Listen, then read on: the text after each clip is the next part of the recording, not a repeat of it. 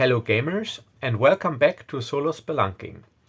And today I want to start a video tutorial series about how to get into solo role-playing, how to actually do it, how to start.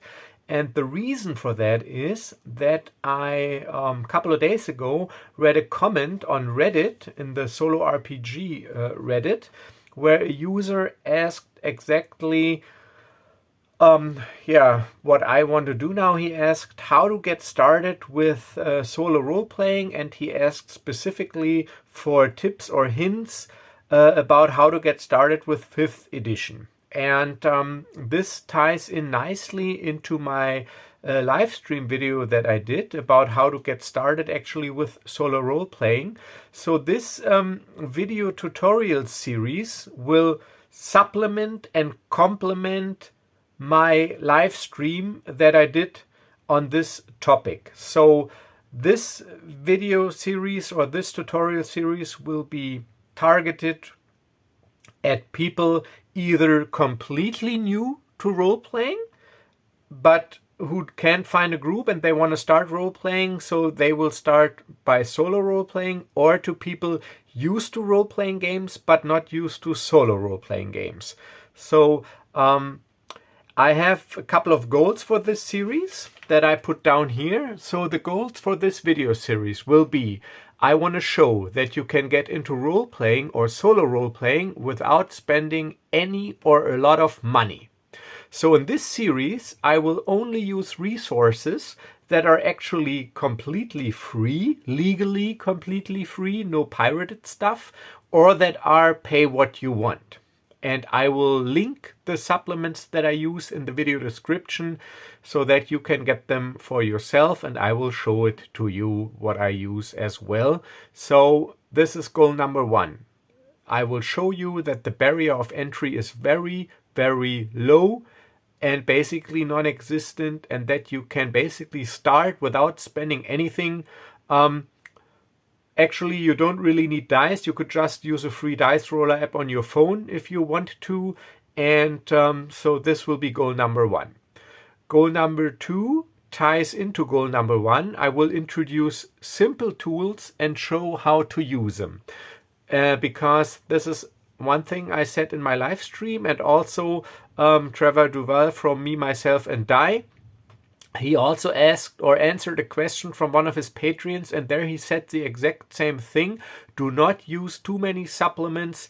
And he said use at most 3 supplements for the same reason that I stated in my live stream, that you will spend more time flipping through pages and books than actually playing, and you have decision paralysis. So I will only use a very small amount of supplements, and I will show them to you and introduce how to use them. Then I want to shed some light into the process of setting up a solo session and showcase one possible method of actually playing. And I'm saying one possible method because I will show how I do it, how I developed my technique over the years, because I struggled at first too, but maybe you prefer a different style, but I will show you one possible method. So these are the goals of this video tutorial series that will probably have a few episodes. So this will be session 0, where I introduce what I want to do and show my character and the supplements. So in accordance with that, this series will be slow paced. You will see me journaling after I imagine a scene, and then I will read it to you, because like I said also in my live stream, I want to show you the process of actually gaming, how it really is if you're not running a YouTube channel or don't have a lot of props or very limited table space, and you need to keep your voice down because maybe your partner is or he or she is already in bed. So this will be a showcase of how I play if I'm not on camera, and so it'll be a little slow paced. It will not feature any fancy maps and toys, because it wants to replicate how a session will look like if you are just starting out. So of course I got tons of maps and pawns and whatnot, but I will not use these. I will show you what I use in a second. So I want to show you that even with very little supplies, you could still start gaming, and I think actually have a lot of fun with it. And it also will not feature complicated story arcs, intrigue, or detailed NPCs. It will focus on the usage of solo tools in different play situations. So that's also a thing. It'll be simple quests where I just show how I will use supplements in these quests, or how I approach these things, and actually so that the goal is to learn the tools of the solo RPG and not create a campaign worthy of legend. Yeah, so keep this in mind if you're watching this, or if you're an experienced solo player or role player. This series might be a little bit different. It'll be targeted at a beginner audience and using very limited supplies to create game sessions. All right, so what will I be using? I will be using as supplements a self-made random idea generator which is fantasy themed. And I hinted at this in my live stream. So what I did here, I made a table with 20 lines and 3 columns, and I filled these spaces with fantasy themed words. And when I need inspiration, I just roll 3d20 and get 3 random words, and I will interpret these words in the context of the current situation at adventure to try to come up with some idea for an event or something. So, and I will link this Google document also in the description of this video. So this will be supplement number 1 that I will be using, the random idea generator. And also down here I put some tables or 2 short tables about notice board quests, what you can find on a notice board, and if I need random classes for NPCs, I got a class table, and this is it. So this will be a supplement I will be using, and I made this myself and it didn't cost anything, and this is a very efficient method to start out with a simple random idea generator that can be customized to your theme and setting. So this will be one of the supplements. The other supplement will be for dungeon crawling. It is the dungeon worksheet number 2 by Amanda P. And I got this from itch.io.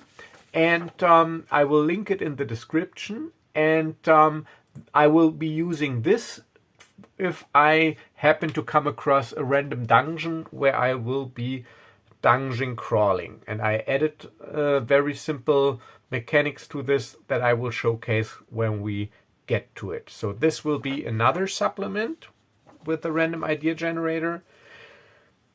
And the third thing is the oracle. It'll be the almighty D6 oracle that I introduced with these options here, and depending on if it's likely or unlikely, I will be rolling 2d6 and using either the higher or the lower result.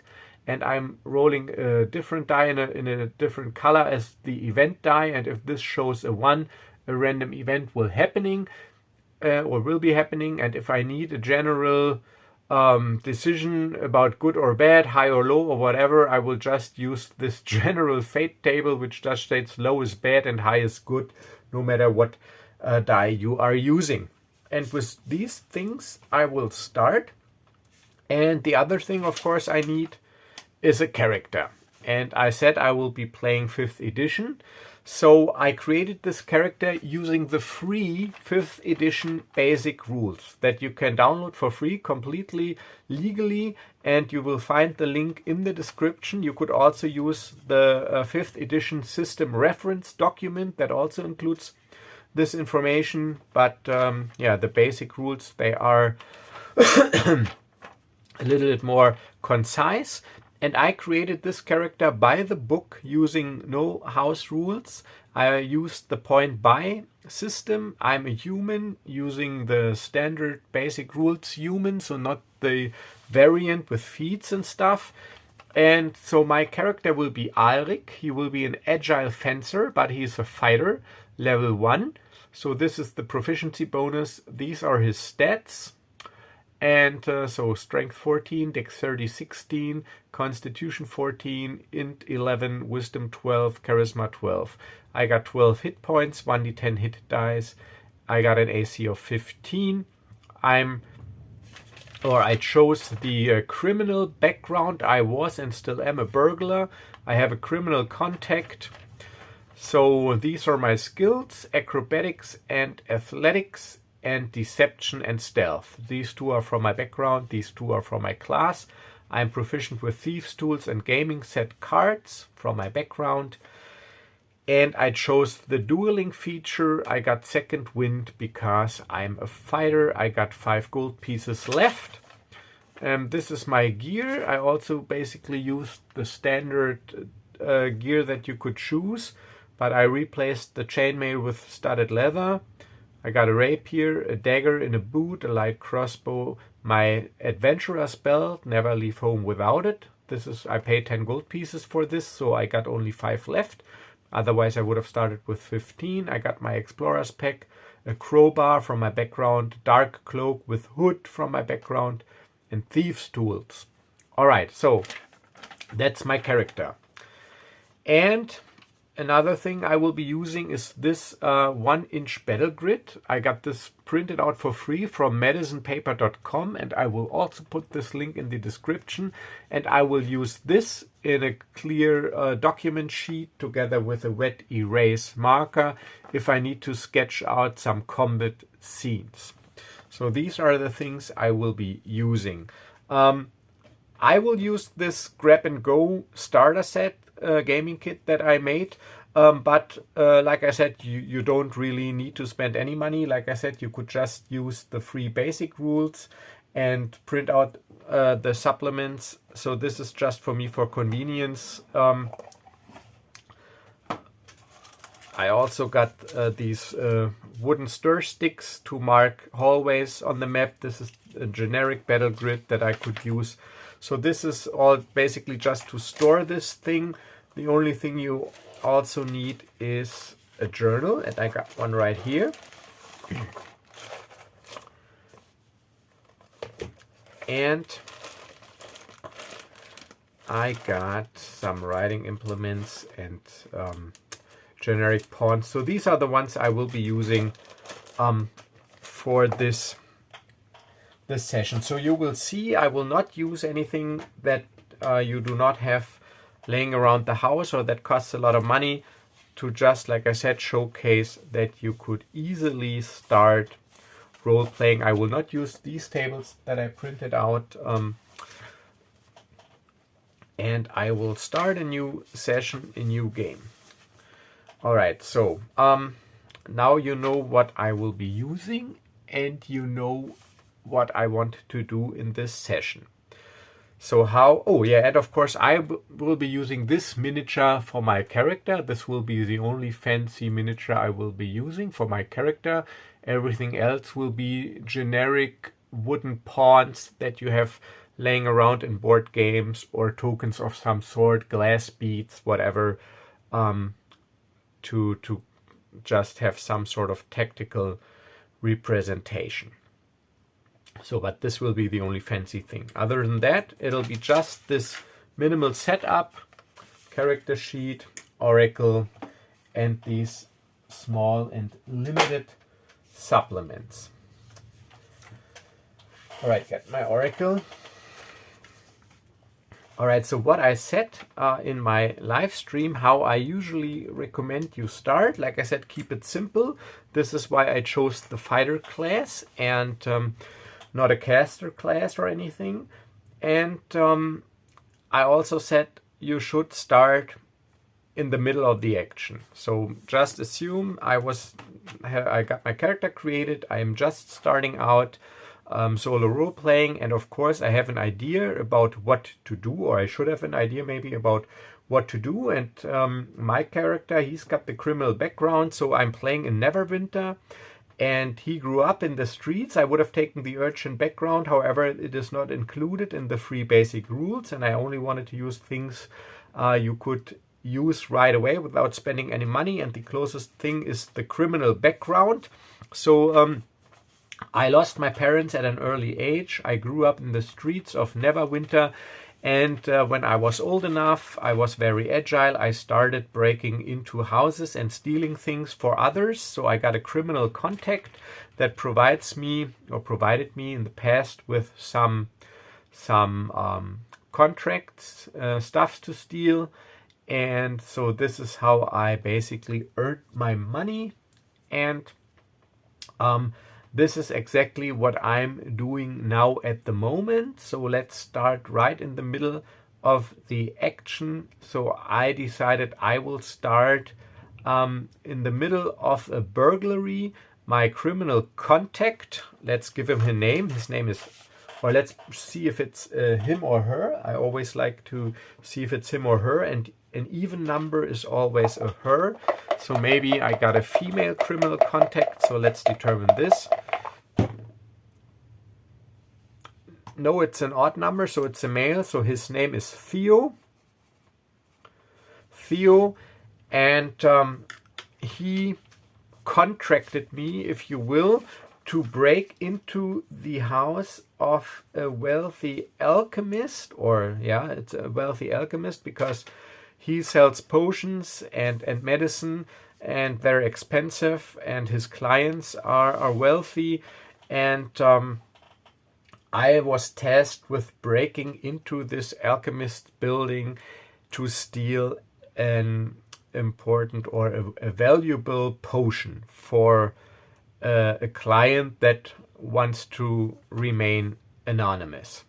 So that'll be the setting, and I will start the session at the top, on the rooftop of the alchemist's house, where he has his shop down on the ground level, and upstairs he's got the living area where he lives with his family. So this will be my initial setup.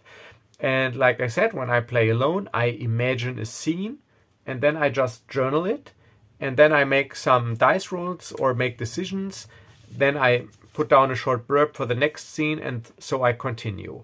And this is exactly what I will be doing now. So I will be writing a short blurb, and then I'll read it to you. So this is why I mean this will be a little slow paced, but this is that you can see how I actually start this process. So just imagine you're new to solo role playing, and this is your first session. You came up with this idea that you want to play this this criminal, street urchin, fencer, scoundrel kind of type, but I used the fighter class as a rules template, and now I'm starting the first scene. So I imagine it, I put down a little blurb with bullet points, and I put it down, and then I read it to you.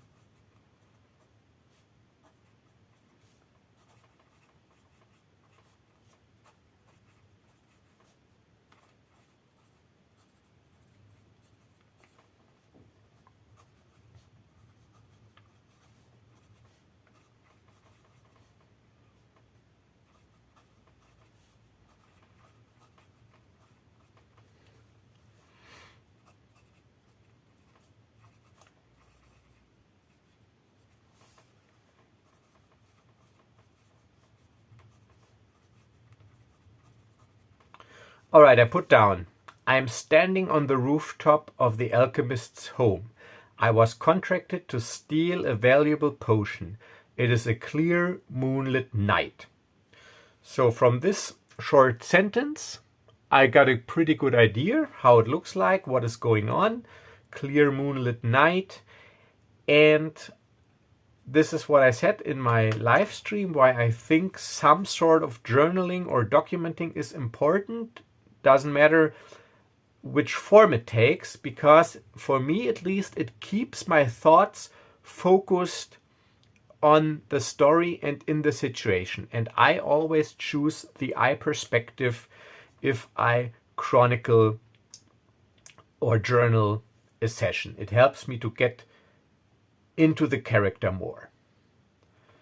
All right, so now I'm imagining that, or I determined that there is a trapdoor on the rooftop where you could enter the home. This will be my preferred point of entry. So I imagine a short scene and I put it down with a bullet point.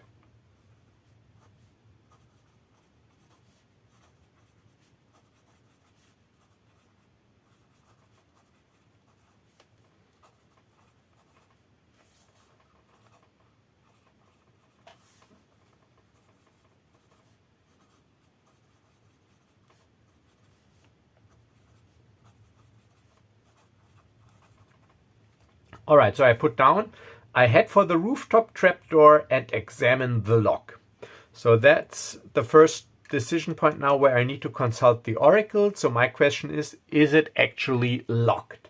And I think it is likely, very likely, because yeah, it would be stupid if it's not locked. So I will ask the almighty D6 oracle, and I will use 2d6 because it is, and I will use the lower result because I think it is likely that it is locked. And for this oracle, let me get the dice out. I will use the red die as the event die, and now I'm rolling 2d6 because I think it is likely that this trapdoor is locked, and then I will, or therefore I will use the lower result.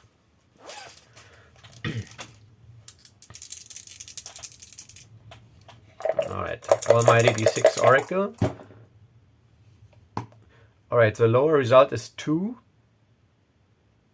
I mean the higher result because it's likely that it's locked, and so the 5, yes, and no event. So yes, of course, the trapdoor on the roof is locked, but I didn't expect anything else.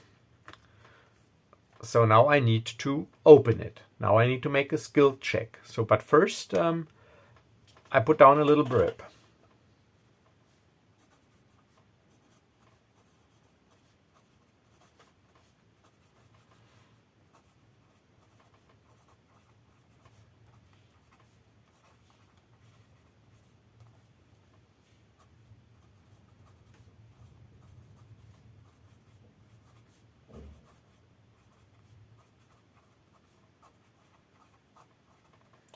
All right, I put down, as expected, the trapdoor is locked. I get out my thieves' tools.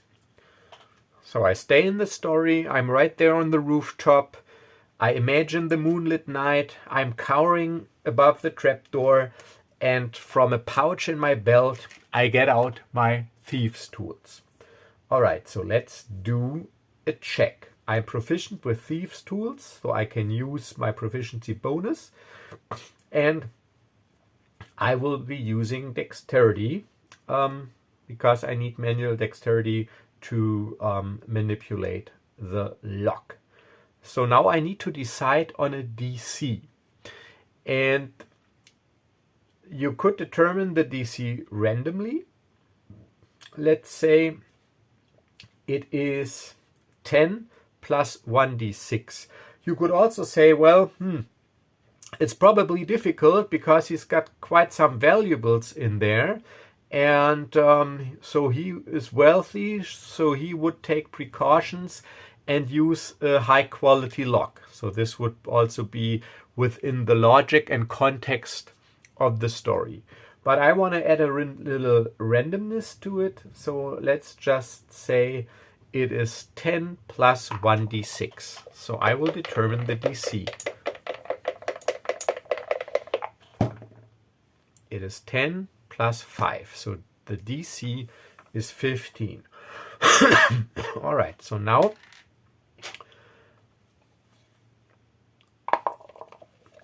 I make a skill check. Dexterity plus proficiency bonus using my thieves tools. So I got +5 and I need to hit 15. Ugh. Epic fail, a 1. So I will decide not only do I not open the lock, but I also break the pick in the process. That's an epic fail. All right, so just I do not document these rolls, at least not every roll, in the journal. I would document this I just document it and then I read it to you. So just put down a small blurb.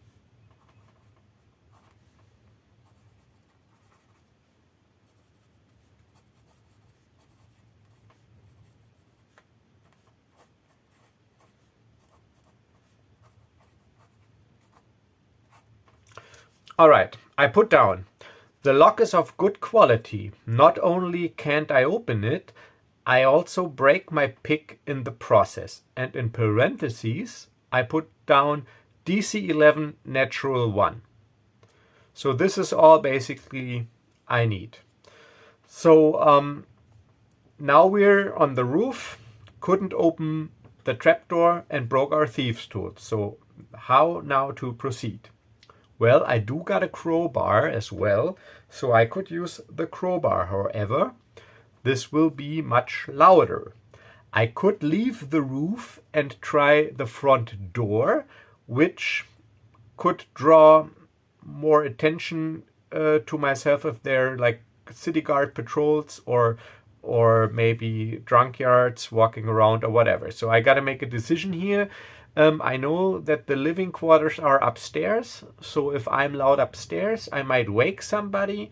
If I'm downstairs at the front door, I also might draw some attention. But I decide now as a player, so this is a decision point, I decide as a player that I will try the front door. So I imagine what I'm doing, put it down, read it to you.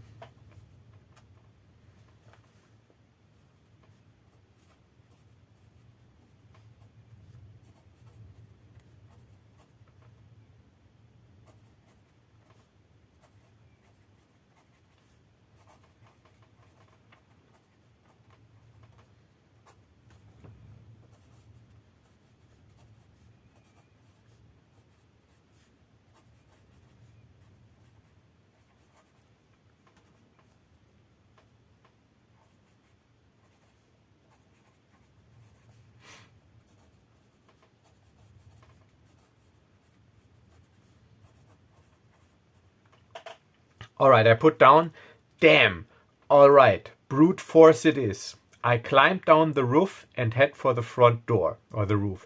So here, see, I sometimes add some little words or sentences, how I would think in character to give this a little more flair.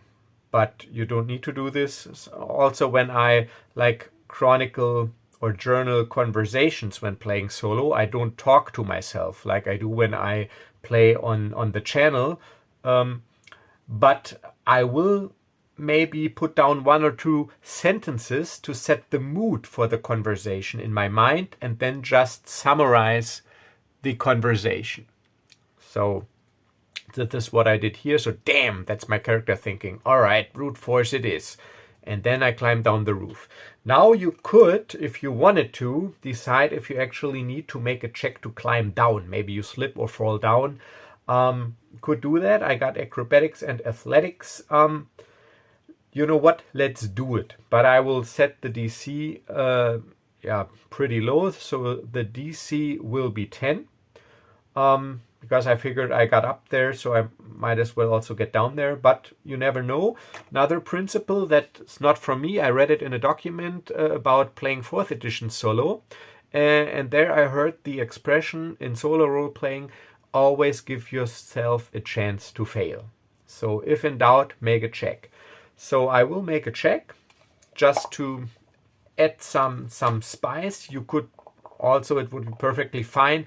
You're only playing for yourself. You don't need to please anyone. It's nothing unfair because it's only your character. So you can do what you want. But just for the sake of this video, just make a skill check. So it will be an athletics check. And I got strength +2 and athletics 4. So athletic total of 4 to proficiency 2 strength. And the DC is 10. So let's see. I rolled a 10, plus 4 is 14, so I make it. So I add to the blurb, just in parentheses, climb DC 10 success. So this is all I just add. Climb DC 10 success. All right, so now I'm in the story because I'm journaling. Now I'm explaining to you, but this is because it's a tutorial video. Otherwise, I would just stay focused on the story and just continue. So I imagine, I write it down, I read it to you.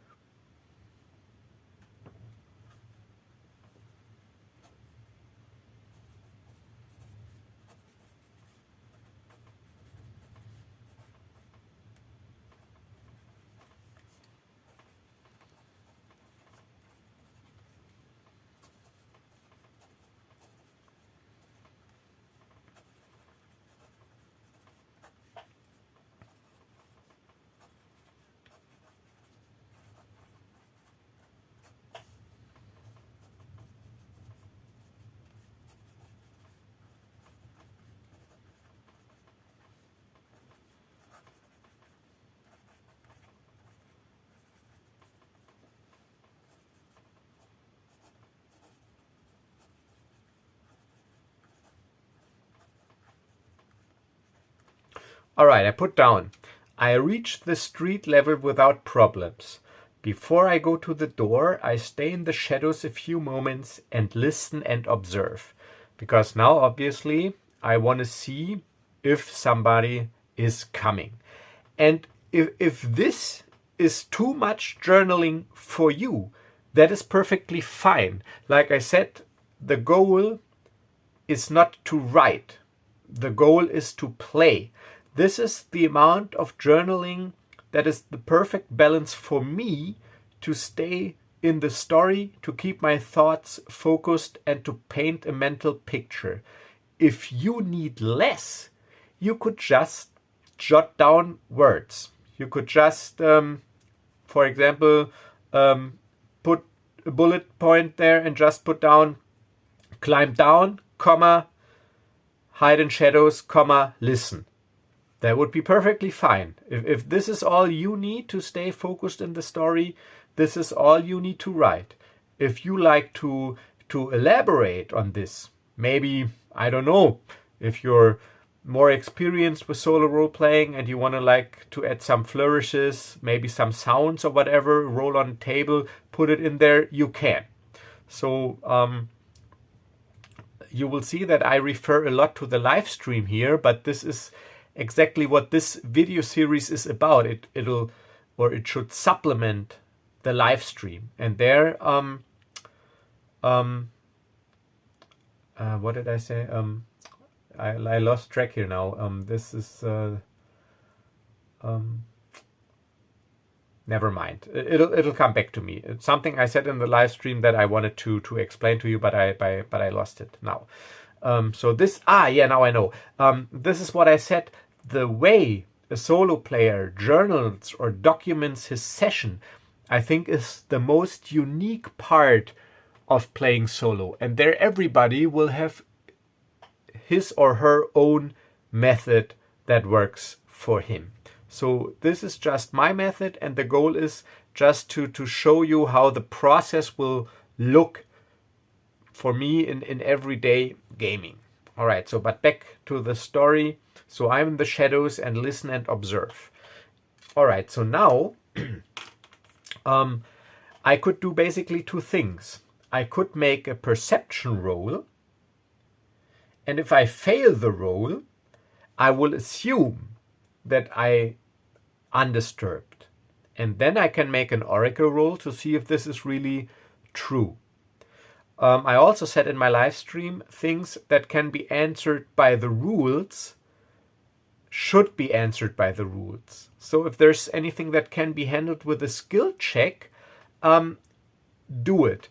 But here we have two components to the situation. The first component is, do I actually hear something, if there would be something there? And the second thing that I don't know yet as a character, and also not as a player, is if there's really nobody there, or did I just fail the check? And what I do in this case is I make the skill check.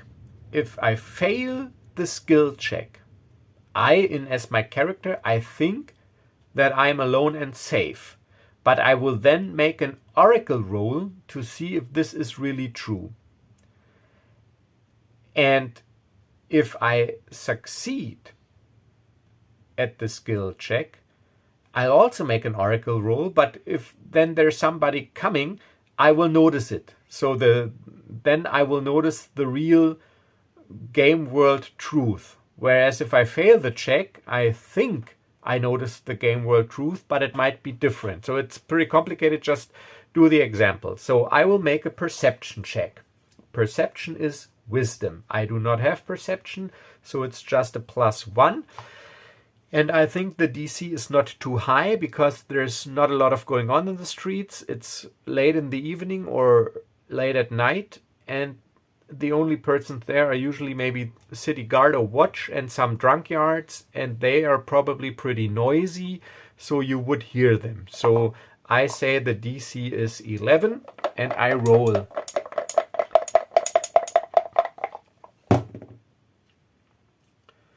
(13) +1 is 14. So if there would be somebody coming, I would notice it. But is there somebody coming? I will ask the oracle, and I think it is very unlikely, so I am using 2 dice and using the lower result this time.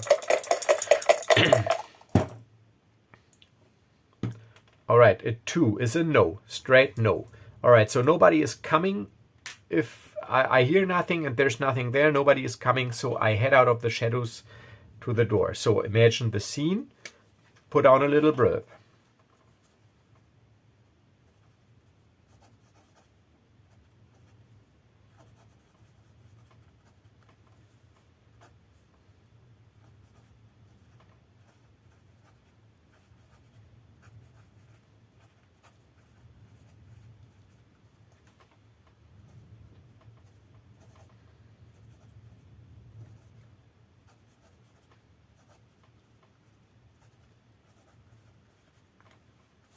All right, I put down, all is quiet. I slip out of the shadows and reach the front door. Imagine next scene, put it down, read it to you.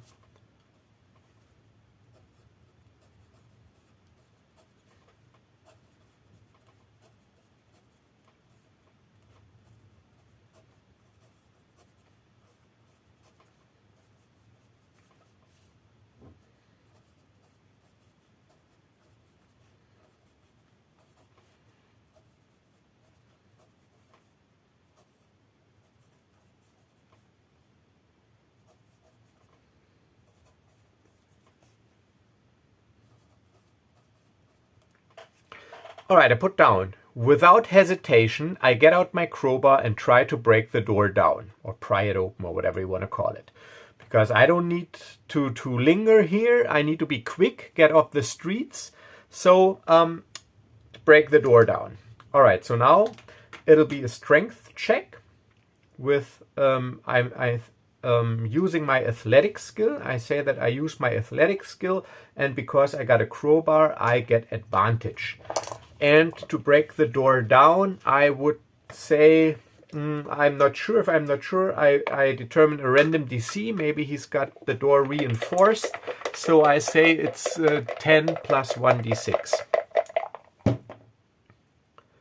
All right, so the DC is 13, and I have advantage because of the crowbar, and I'm using the athletics skill because it's a feat of strength.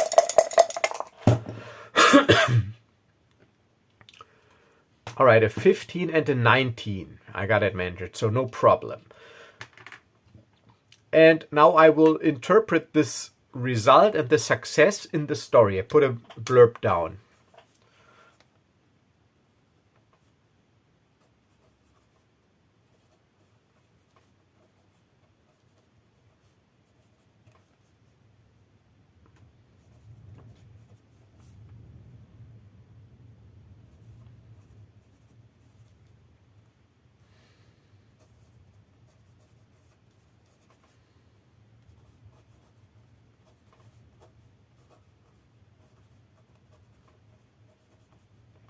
All right, I put down, the door gives in like paper. Without effort, I force it open.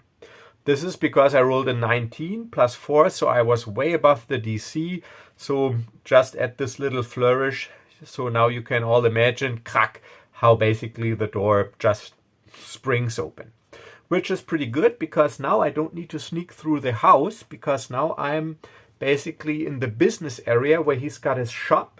And now I just need to look for the potion. All right, imagine a little scene, put it down.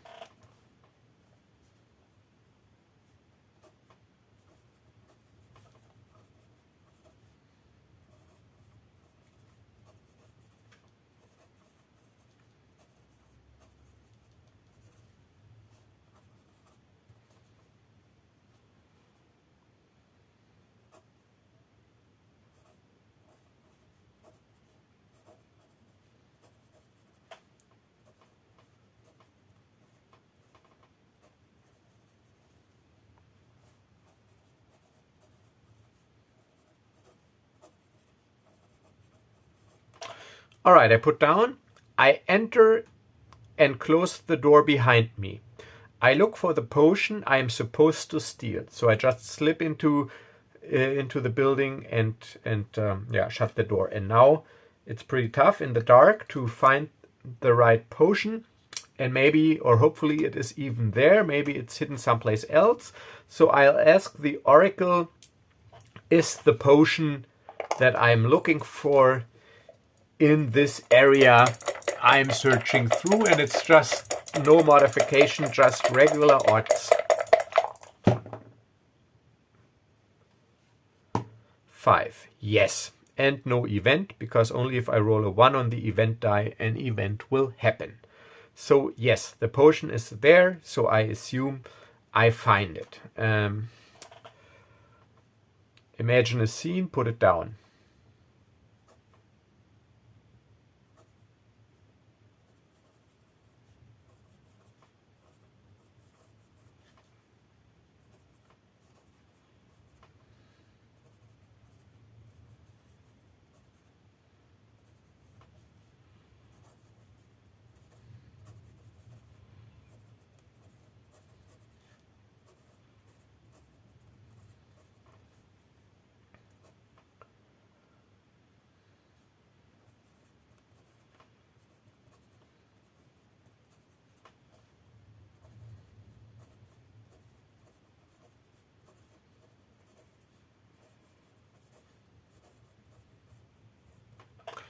All right, I put down, it takes me only a few moments to find the right potion. I slip it into my backpack and leave. All right, now I need to see if I can get back all right. And I decided I got 5 gold pieces, so I will get rid of 1. So I got 4 gold pieces because I rented a comfortable room at an inn, a modest room. So for 1 gold piece a day, you can afford a modest lifestyle. So this is detailed in the basic rules. A modest room in an inn is like 5 silver pieces, and a modest meal like 3 silver pieces, and then breakfast. So I put down, I crossed off 1 gold because before I started my endeavor, I paid for a room in an inn. And I went to my room, and when the night was when it was nighttime, I left the room through the window to go on my stealing trip, and now I will get back to the tavern and re-enter through the window, so that I will just be in the morning, leave my room as if nothing has happened, to meet my contact to give him the potion. So now we will see if I make it back all right without attracting the attention of the city guards, because they might be suspicious if people sneak around at night. So let's do a little skill challenge. And I introduced the mechanic of skill challenges in my other videos, but it's not my invention. It is ported over from 4th edition D&D. Basically, in a skill challenge, you use a couple of different skills, and you need to accumulate a number of successes before you have 3 failures. And the number of successes depends on how difficult you want the skill challenge to be, and or on the situation. So now let's just set up a small skill challenge, and I will need, of course, stealth, and I will need acrobatics and athletics, because I'm imagining this also like a Batman or Daredevil movie, where I also like go across rooftops and climb down and jump over fences, but I also need to be stealthy. So like a parkour thing. You know, if there would be, or if we had a streetwise skill, I could use this also to find the right way, but there is no streetwise here. So now I decided, all right, I will make a little skill challenge. Imagine it, put down a little blurb here.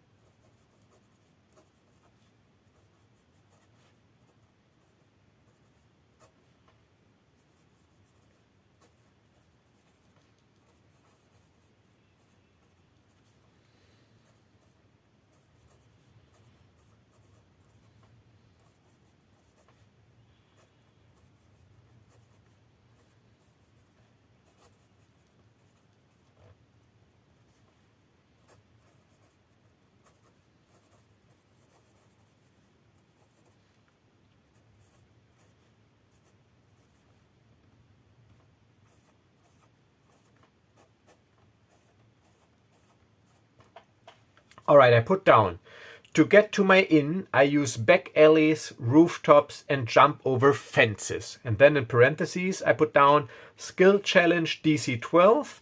And then what I usually do if I chronicle skill challenges, get this up here, I make circles. So these circles are for the successes. Here are always the failures. Failures is always 3. So now it'll be a DC 12 skill challenge, and I need 3 successes before I get 3 failures. And I didn't put the skills down here, because I know I'm using acrobatics, athletics, and stealth. So you should use 2 to 3 different skills in a skill challenge as a rule of thumb.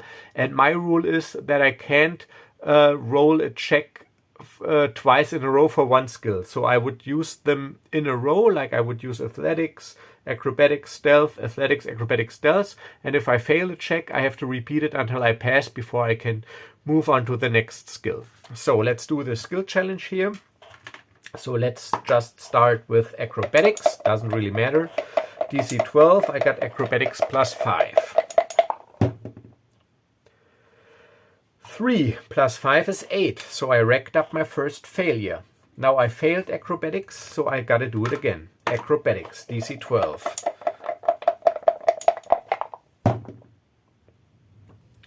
Two, racked up my second failure. Acrobatics, DC 12, third try.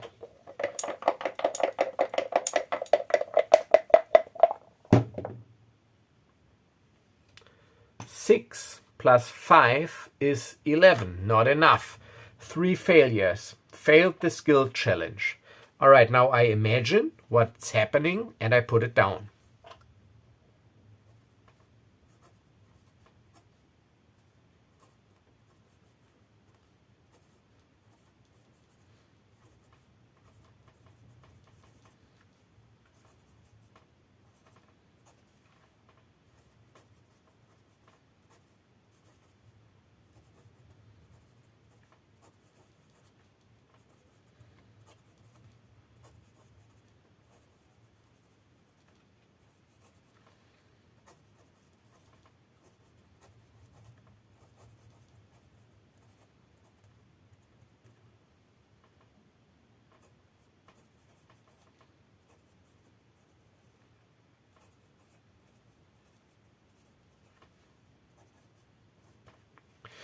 All right, I put down. As I jump over a small fence, I stumble directly into the arms of 2 city guards. They turn towards me. All right, so I failed the skill challenge, so it doesn't really matter now for me if I failed stealth or athletics or whatever. I just create a scene that makes sense in the context. So maybe you should say, all right, so if he stumbles upon guards, maybe he failed a stealth check, but it doesn't matter. I tried to jump over the fence, and I jumped over the fence, even though I failed the acrobatics check. What matters is that the challenge as a whole failed, so there is some consequence, and the consequence is I do not get back to my inn unnoticed. So that, because that was the setup.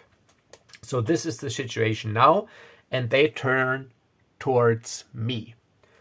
And at this point, I will end this first episode of this video tutorial, and I will continue it shortly. And don't worry, I will continue my other projects as well. But I really wanted to get this video out because I really wanted to showcase the things I talked about in my live stream and how they transform into a real gaming situations. So I hope those of you still struggling with the concept of solo role playing and wondering and figuring out how to start, maybe now you got a few hints. So let's just do a small recap. Start in the middle of the action. Come up with some scene that requires you to act right away. Instead, all right, I'm just sitting in a tavern. What now? So because you will hit a blank pretty soon.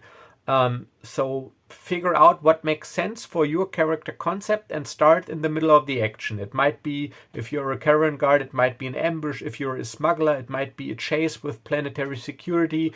Or in my case, you're in the middle of a burglary. Start in the action. Then get mentally into the action, and to stay in the action, use whatever method works for you. For me, it is journaling. For you, it might be something else. And then just make the dice rolls, imagine the next scene, journal it, and rinse and repeat. Use a simple oracle and use very few supplements.